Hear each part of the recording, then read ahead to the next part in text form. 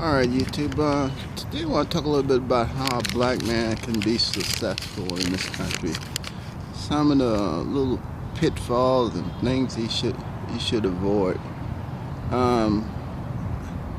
Usually, you don't want to say some of the ills, but you know, in life, you try to, I guess, try to make the right decision, but usually sometimes you don't, and you have to try to bite the bullet on some of it, I guess. Well, anyway, like I said, I want to talk about how to be successful. I mean, in school, it generally is a lot of just straight out BS. I mean, they want you, the school and the state, they want you to be programmed to be a support to the business people in this country, mainly the elite business people in this country. They want you to be supporters of IBM, whatever other country they got. I mean, companies that they have, Microsoft. They want you to be supporters of that. So they try to gear everything out of the education system toward that. They want all the high schools to be where you have where you would be able to get a college degree and work for one of those companies, But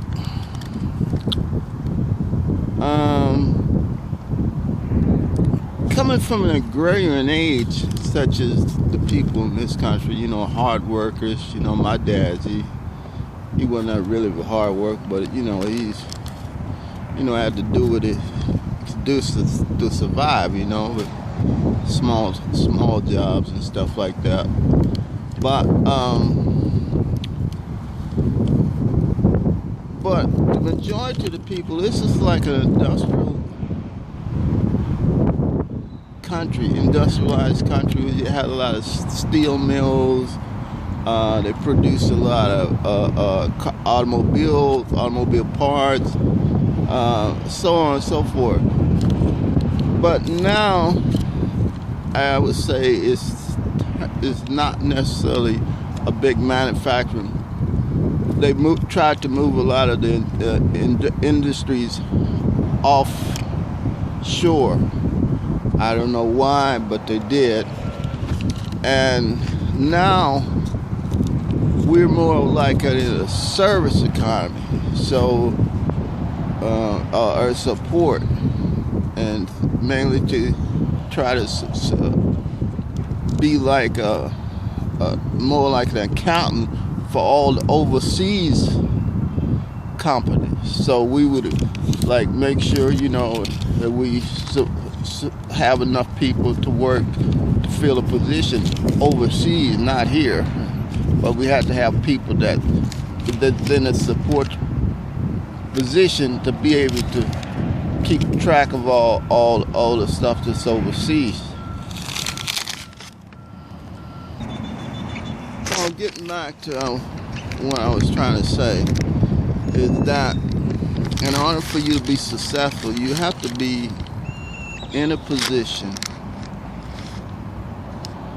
where you can make, I guess, a large amount of money that would be, considered successful. So you have to try to educate yourself as much as you can. That don't necessarily mean getting a PhD, but suppose you wanted to own a clothing store or something like that. So you just generally just try to educate yourself as much about the clothing business as you can.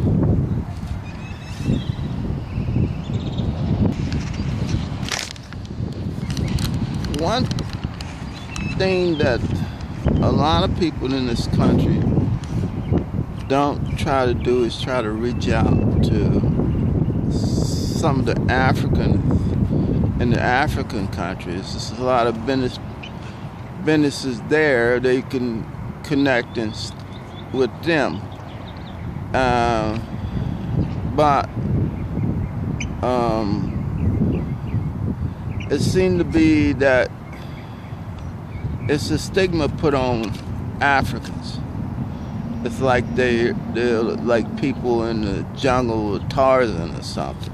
But that's not necessarily true. They're probably more educated than the average American is. But given that, we should try to reach out to some of the Africans in some of the African countries too. See what's going on there, because we might have a better chance at creating a base or economic relationship, a business relationship there. You might have it more easier there than you would say in a country like the USA, because generally Black Americans is probably stigmatized. I would say we're stigmatized as being not really ready, for the business world. So that's a problem for us to try to overcome. Next, I want to talk a little bit about why is it so hard to try to build a relationship with other Black Americans. I mean, you would think that it would be real easy, say, we share the same interests and stuff like that, or same background, you would think. But Black people tend, meaning Black Americans, African Americans, they tend to stigmatize their own people. So, in other words, they have a negative relationships, or a negative. They have a negative view of other blacks, so they tend to not really have a relationship at all with other black people, which is really hurtful, detrimental, because if you want to really be successful, I mean, you got to have something to produce something in this country. And to have a negative opinion about another black person, or just the whole group of blacks, is just totally detrimental to yourself.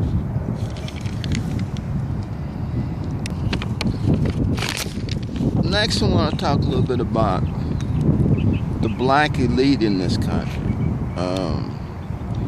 I know probably a lot of people think I have a really negative view about the black elite, but I do have some information, such as the Atlanta Compromise, which kind of laid out a lot of facts about why the black elite do some of the things that they do. I mean, first of all, Booker T. Washington, he was like one of the black elite leaders, supposedly, in this country. And he laid out a plan to totally